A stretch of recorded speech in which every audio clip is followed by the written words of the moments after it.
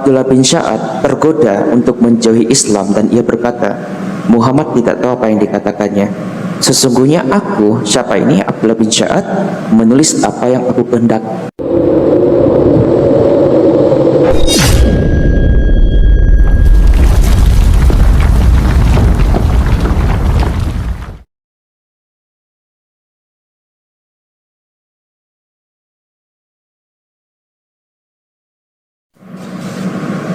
Tahukah Anda seorang sahabat dan juga penulis wahyu Al-Quran yang meninggalkan Islam karena dia menguji Nabi Muhammad? Ya, namanya adalah Abdullah bin Sya'ad.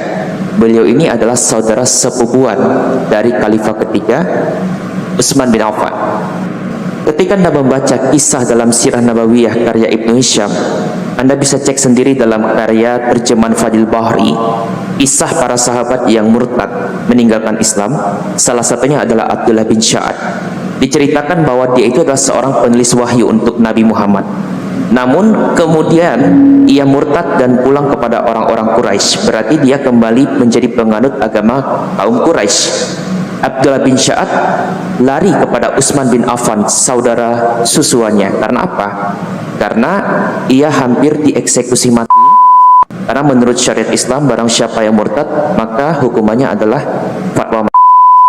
Dan menurut kisah dalam Sirah Nabawiyah, waktu itu yang membela dia adalah Utsman bin Affan, Khalifah ketiga dan juga sahabat Rasulullah.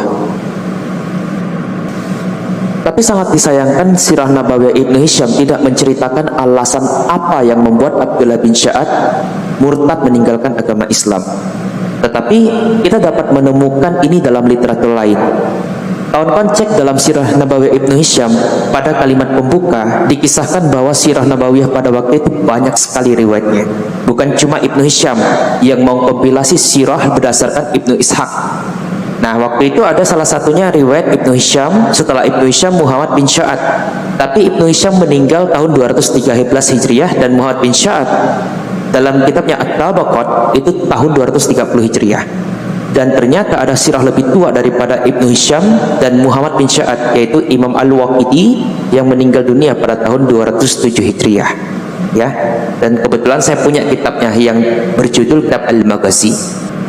Kitab Al-Maghazi sendiri merupakan kisah yang sedikit berbeda cara periwayatannya dengan Sirah Nabawiyah. Perbedaannya apa? Kitab Al-Maghazi menceritakan ekspedisi peperangan Nabi Muhammad dan para sahabatnya. Sedangkan kitab Sirah Nabawiyah menceritakan silsilah sejarah dan juga kisah latar belakang pra Nabi Muhammad dan ketika kelahiran Nabi Muhammad serta kehidupan Nabi Muhammad.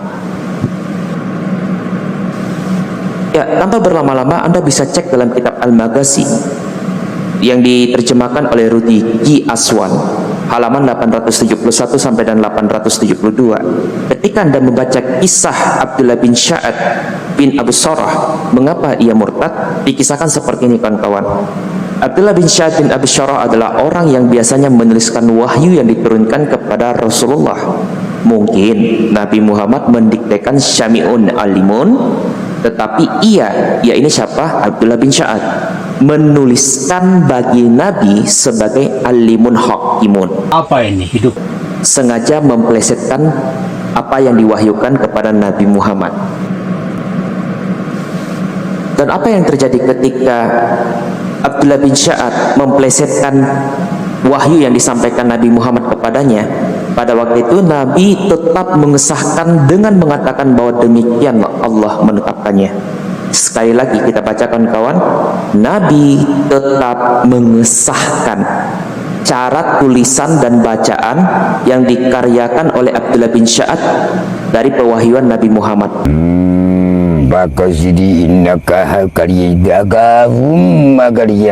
Adalah itu disalahkan oleh Abdullah bin Sya'ad. Jadi ia, yaitu Abdullah bin Sya'ad, tergoda untuk menjauhi Islam dan ia berkata Muhammad tidak tahu apa yang dikatakannya. Abdullah bin Sya'ad tergoda untuk menjauhi Islam dan ia berkata Muhammad tidak tahu apa yang dikatakannya. Sesungguhnya aku, siapa ini? Abdullah bin Sya'ad, menulis apa yang aku kehendak. Ini yang kutulis menyatakan kepadaku sebagaimana dinyatakan kepada Muhammad. Lalu ia, yaitu Abdullah bin Sya'ad, melarikan diri dari Madinah ke Mekah sebagai seorang yang murtad. Sekali lagi, sebagai seorang yang murtad. Ketika mendengar Abdullah bin Sya'ad murtad, Rasulullah menghalalkan darahnya pada hari penaklukan Mekah. Maksudnya adalah mengizinkan fatwa mati pada Abdullah bin Sya'ad. Kisah selanjutnya diceritakan bahwa Abdullah bin Sya'ad ini meminta perlindungan dari Utsman bin Affan karena ia mengetahui fatwa tertimpa kepadanya. Jadi pada waktu itu ia membujuk Utsman bin Affan, saudara susuannya, agar Nabi Muhammad menerimanya kembali. Pada waktu itu Utsman bin Affan sempat berkali-kali meminta pertolongan Nabi Muhammad untuk menerimanya, walaupun Nabi Muhammad mengacuhkan apa yang diajukan oleh Utsman bin Affan. Sampai pada waktu itu, Anda bisa cek pada halaman 872 ya, sehingga ini tidak menjadi fitnah. Dikisahkan bahwa Rasulullah bertanya kepada kaum eksekutor, yaitu para sahabat-sahabat yang lain. Beliau menoleh ke arah para sahabatnya dan bertanya, apa yang mencegah kalian dari mendatangi anjing itu dan membunuhnya? Ini mengacu kepada Abdullah bin Sya'ad. Atau beliau berkata, orang yang rusak ini. Dari kisah tersebut kita bisa belajar bagaimana sifat ketegasan Nabi Muhammad dan amarah beliau ketika ia sedang dipermainkan, apalagi mengenai tentang wahyu yang diturunkan kepadanya. Padahal waktu itu Abdullah bin Sya'ad ingin menguji apakah benar Nabi Muhammad itu mendapatkan wahyu atau tidak dengan cara mengubah kalimat tersebut. Nah, itu kembali bagaimana cara Anda memandang kisah di mana Abdullah bin Sya'ad yang menguji Nabi Muhammad ini. Nah, saya sendiri sedang membaca, bukan sedang menafsirkan ya kawan-kawan ya, karena Anda bisa cek sendiri referensi yang saya ajukan. Dan saya sangat bersyukur saya menemukan kitab ini, karena edisi lengkapnya sudah tidak terbit lagi. Adapun edisi yang ada sekarang ini berdasarkan edisi eceran. Jadi saya sangat merekomendasikan untuk para apologet, untuk kaum pembelajar Islamologi membaca kitab Al-Maghazi ini ya. Dan kabar burungnya, saya mendengar kenapa kitab Al-Maghazi ini jarang sekali dirujuk, karena beberapa ulama-ulama dan periwayat hadis itu menyangkal karya Al-Maghazi sebagai periwayat pemalsu sanad. Walaupun ini perlu kita cek lagi kebenarannya ya kawan-kawan ya.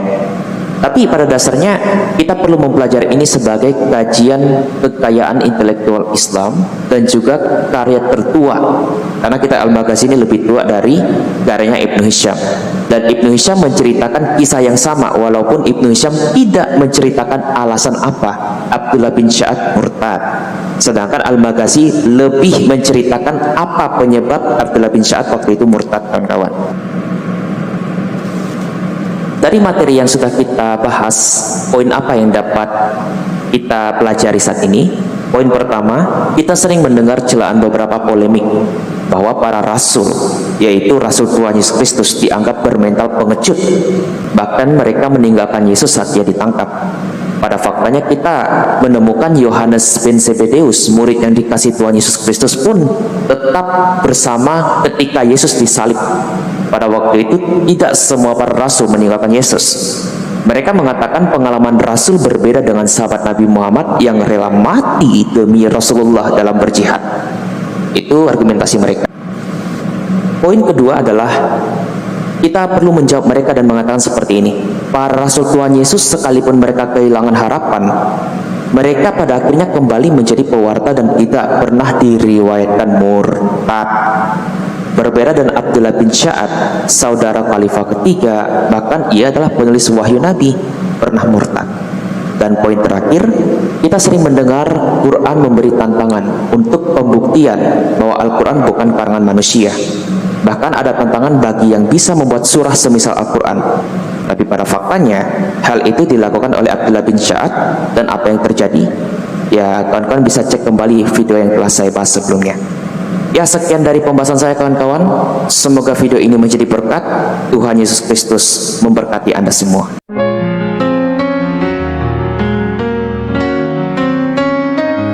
Janganlah hendaknya kamu khawatir tentang apapun juga. Nyatakanlah dalam segala hal keinginanmu kepada Tuhan dalam doa dan permohonan dengan ucapan syukur. Segala perkara dapat kita tanggung di dalam Dia yang memberi kita kekuatan. Bersukacitalah senantiasa dalam Tuhan. Sekali lagi ku katakan bersukacitalah. Tuhan kita akan memenuhi segala keperluanmu menurut kekayaan dan kemuliaannya dalam Kristus Yesus. Dimuliakanlah Allah dan Bapa kita selama-lamanya. Amin. Segala perkara dapat kita tanggung di dalam Dia yang memberi kita kekuatan. Bersukacitalah senantiasa dalam Tuhan. Sekali lagi ku katakan bersukacitalah.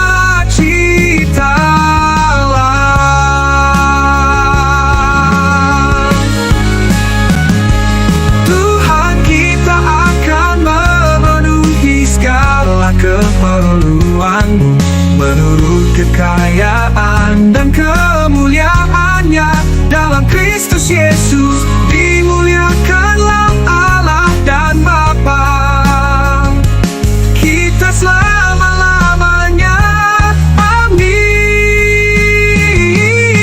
Segala perkara dapat kita tanggung di dalam Dia yang memberi kekuatan.